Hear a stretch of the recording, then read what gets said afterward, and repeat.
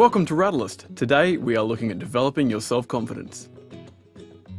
Self-confidence is the ability to believe in yourself, to accomplish a task no matter how great the odds or how difficult the task may appear. When you are faced with a certain activity to complete, there is usually an inner dialogue playing where you picture yourself and the outcome. This can be positive or negative, but this internal picture of yourself is displayed externally also, in the way you act and carry yourself. A plain and simple fact in life is that your perception of yourself can have an enormous impact on the way others perceive you. And in this case, perception is the reality, as the more self-confidence you have, the more likely it is that you will succeed at what you want in life. Confidence in yourself can show in many different ways and is projected to those around you through traits such as your behaviour, body language, how you speak, and what you say. Self-confident people tend to see their lives in a positive light, even when things aren't going so well. They are often admired by and inspire confidence in others as a result of their outlook.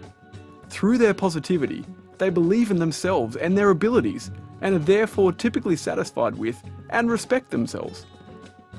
Whether it's the nurse in the hospital who calmly but confidently delivers the correct medical advice, or the vocal confidence of a charismatic and inspiring speaker, self-confident people have abilities which are widely admired. People who lack self-confidence can find it difficult to become successful, which can become a vicious, self-destructive cycle of negativity. But it's not all doom and gloom. Self-confidence is not just something people are born with. It's a skill and a mindset, which means that it can be trained, and you can teach yourself to develop confidence in yourself and your abilities. Self-confidence must be learned, practiced, and mastered just like any other skill, and your life will be changed for the better. So how can you develop your self-confidence?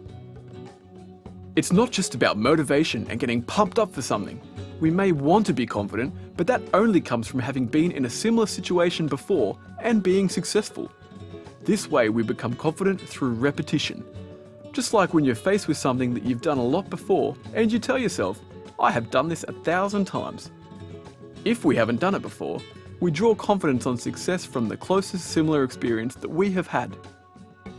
Although many factors affecting self-confidence are beyond our control, there are a number of things we can consciously do to build self-confidence. Unfortunately, there is no quick fix or overnight solution to developing self-confidence, but it is really achievable. You will require focus and determination to follow through. And the things that you'll do to build self-confidence will also build success and result in a positive cycle. So here's a few suggested methods, which you can use to start developing that confidence. A good starting point is to be able to appreciate yourself and what you've achieved so far in life. This can be referred to as a gratitude list. Think about your life and make a list of the best and most important things that you've achieved. You need to give yourself some slack here if you maybe haven't met your own expectations, but really look at what you have done and make this list so that you are able to reflect on the positive things which you have overcome so far. As a part of this exercise, you can take stock of where you currently are in life and where you want to be, which can help you set goals for the future and get in the right mindset for success. Think about the things that are important to you and what you want to achieve with your life. Setting goals is a key part of the process in building self-confidence, and real solid confidence comes from this planning. What would your friends consider your strengths and weaknesses are? You want to aim to set goals that exploit your strengths while minimizing your weaknesses. After setting the major goals in your life, you want to break down these mammoth accomplishments into small, achievable steps that do not seem so overwhelming. Particularly, identify the first small step to getting underway, which can give you some starting momentum. Another important aspect of building self-confidence is that you need to start managing your own mind and thoughts. We all have this inner dialogue playing, where we talk ourselves into or out of what lies in front of us. We need to learn to identify when this self-talk is negative and try to defeat it by separating your thoughts from that inner tape and realizing how detrimental it is. Overriding this with strong mental imagery can be effective. Using mental images of what you'll feel and experience as you achieve your goals makes them seem far more manageable and achievable. Every time you doubt yourself, counter these thoughts with positive affirmations And remember that most of the problems are in your head. Stand up to and for yourself. Make a promise to yourself, commit to it, and do all in your power to achieve. Gradually increase your goals and challenges, increasing the size of your commitment. As long as you keep on stretching yourself just enough, but not too much, you'll find your self-confidence building. You'll have earned your confidence because you will have put in the hard yards necessary to be successful. Goal setting is arguably the most important skill you can learn to improve your self-confidence. Take small steps, focus on your path, and you'll understand that it will take baby steps to get where you want. You'll soon be taking baby steps from small confidence building to full-blown successes. You need to face your fears head-on as well. Face at least one of your fears. When you survive, you'll be that much more confident. Learn to handle and accept mistakes or failure. Accept that mistakes happen when you're trying something new. If you embrace and own your mistakes, it shows confidence in your future ability, as you've just learned what not to do. It shows integrity and self-awareness, as well as humility. No one likes those people who always have someone else to blame and will never admit to any wrongdoing, or that they don't know the answer. These people, despite the hardened exterior they portray, are actually quite insecure. Be the better person in these situations. It will pay off in the long run. On top of these solid foundations for building self-confidence, there are many smaller habits that we can adopt on a daily basis to get on the road to success. Living in the present and showing gratitude for the little things. Learn to appreciate everything around you and you'll change your perspective. Instead of being upset over losing a client, or maybe your boss talking down to you, you'll be grateful for the finer things like the air you breathe, the food you eat, and your friends and family around you. Socializing is also important. Talk things out with your friends and family. They will be your biggest supporters and can help you regain confidence. If they are the reason you lack confidence, try and expand your social circle. Dress sharp and don't slouch.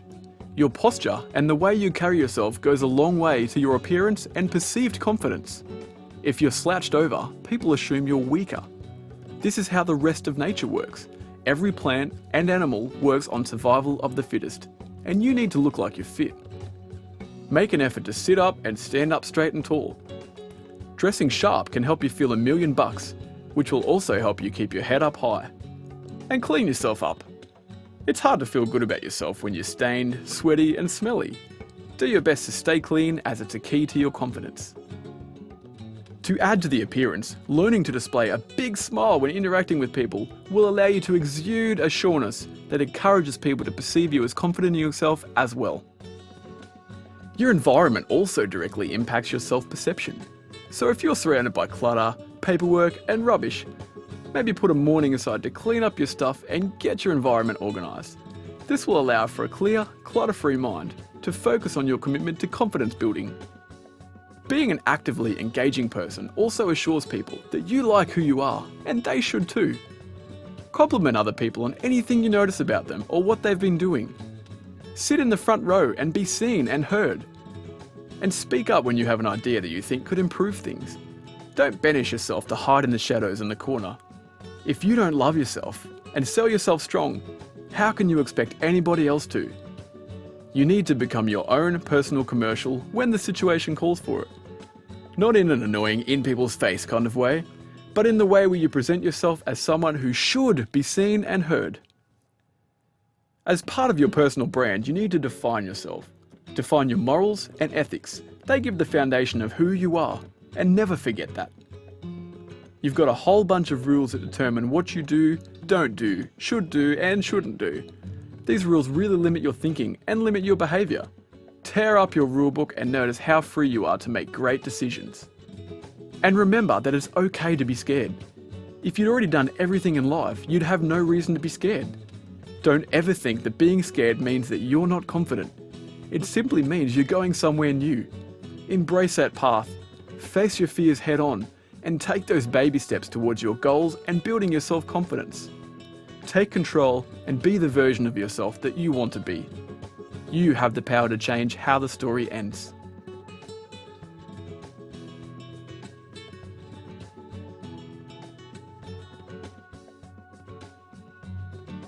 Thanks very much for tuning into Ratalyst. I really hope you got something out of this video, and if you would like to see more just like this one, please subscribe to the channel, and I'll be sure to keep some interesting content coming your way.